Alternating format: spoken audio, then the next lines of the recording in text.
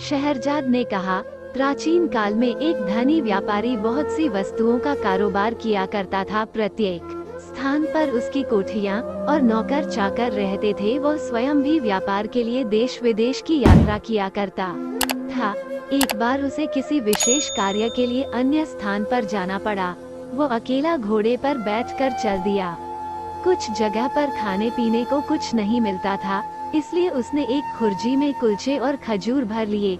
काम पूरा होने पर वो वापस लौटा। चौथे दिन सवेरे अपने मार्ग से कुछ दूर घने वृक्षों को देखकर उसे विश्राम करने की इच्छा हुई। वो घोड़े से उतरा और तालाब के किनारे बैठकर कुलचे और खजूर खाने लगा। जब पेट भर गया तो उसने जगह साफ करने के लिए खजूरों की गुठलियां इधर उधर फेंक दी और आराम करने लगा। इतने में उसे एक महाभयंकर जिन अपनी ओर बड़ी सी तलवार खींचे आता दिखाई दिया। पास आकर जिन क्रोध से गरज कर बोला, इधर आ, तुझे मारूंगा। व्यापारी उसका भयानक रूप देखकर और गर्जन सुनकर कांपने लगा और बोला, स्वामी, मैंने क्या अपराध किया है कि आप मेरी हत्या कर रहे हैं? जिन ने कहा, तूने मेरे पुत्र की हत्या की है, मैं तेरी हत्या करूंगा। व्यापारी ने कहा, मैंने तो आपके पुत्र को देखा भी नहीं, मैंने उसे मारा किस तरह? जिन बोला, क्या तू अपना रास्ता छोड़कर इधर नहीं आया? क्या तूने अपनी झोली से निकालकर खजूर नहीं खाए और उनकी गुठलियाँ इधर उधर नहीं फेंकी? व्यापारी ने कहा, आपकी बातें ठीक हैं, मैंने ऐसा ही किया है। जिन ने कहा, जब तू गुठलियाँ फेंक रहा था तो इतनी जोर से फेंक रहा था कि एक गुठली मेरे बेटे की आंख में लगी और मेरा बेटा उसी समय मर गया। अब मैं तुझे मारूंगा। व्यापारी बोला, स्वामी, मैंने आपके पुत्र को जानबूझकर तो मारा नहीं है, फिर मुझसे जो भूल हो गई है उसके लिए मैं आपके पैरों पर गिरकर क्षमा मांगता हूँ। जिन ने कहा, मैं ना दया करना जानता हूँ ना क्षमा करना, और क्या खुद तुम्हारी शरीयत में नरवध के बदले नरवध की आज्ञा नहीं दी गई है? मैं तुझे मारे बगैर नहीं रहूंगा।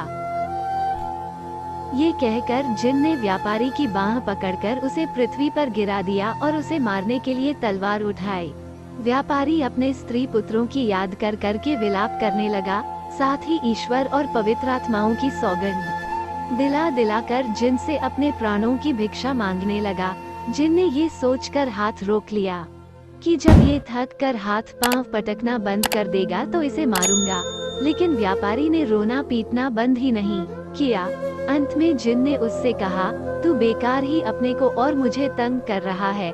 तू अगर आंसू की जगह आंखों से खून बहाए तो भी मैं तुझे मार डालूंगा। व्यापारी ने कहा, कितने दुख की बात है कि आपको किसी भांति मुझ पर दया नहीं आती।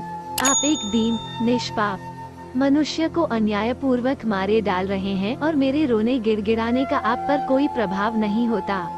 मुझे तो अब भी विश्वास नहीं होता कि आप मुझे मार डालेंगे। जिन ने कहा, हाँ, निश्चय ही मैं तुम्हें मार डालूंगा। इतने में सवेरा हो गया। शहरजाद इतनी कहानी कहकर चुप हो गई। उसने सोचा, बादशाह के नमाज पढ़ने का समय हो गया है और उसके बाद वो दरबार को जाएगा। हिफ्शा ने कहा, बहन, ये कितनी अच्छी कहानी थी। शहरजाद बोली, तुम्हें ये कहानी पसंद है? अभी तो कुछ नहीं, आगे तो और भी आश्चर्यप्रद है। तुम सुनोगी तो और भी खुश होगी।